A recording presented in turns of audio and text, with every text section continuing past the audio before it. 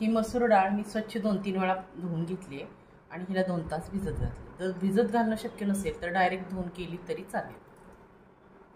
आपल्याला ह्या वस्तू लागणार आहेत: कढीपत्ता, टोमॅटो, कांदा, कोथिंबीर आणि जाडसर वाटलेलं दाण्याचं कूट आणि मीठ। कढई गरम झाली आहे, आता आपण तेल टाकूयात।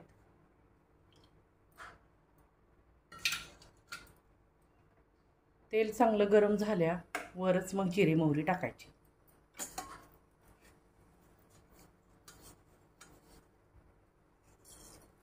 जिरे मोहरी टाकून घ्यायची। जिरे मोहरी व्यवस्थित तडतडली की मग कढीपत्ता टाकायचा।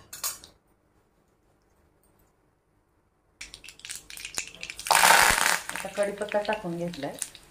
कढीपत्ता चांगला तडतडला की कांदा टाकायचा।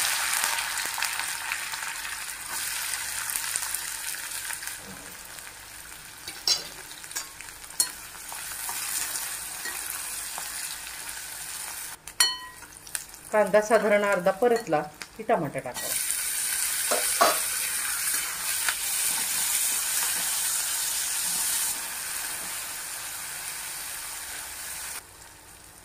कांदा आणि टमाटा बऱ्यापैकी मऊ झाला आहे। आता यात आपण टाकूयात एका वाटीसाठी 1 चमचा मीठ, 1 चमचा काश्मीरी लाल तिखट, पाऊण चमचा गरम मसाला। आता हे व्यवस्थित ढवळून मग आपण डाळ टाकून घेऊयात।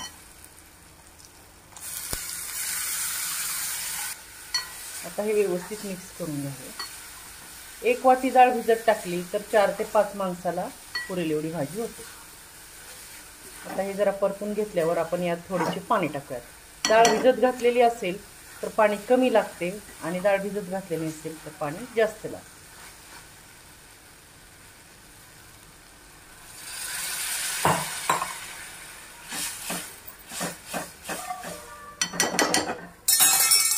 आता ही डाळ आपण मऊ होईपर्यंत शिजवून घेऊया। आता आपण यात दाण्याचं कूट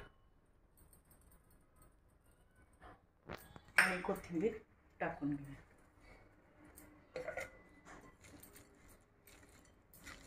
हा पेंडपाला आपण चपाती किंवा भाकरी बरोबर खाऊ शकतो।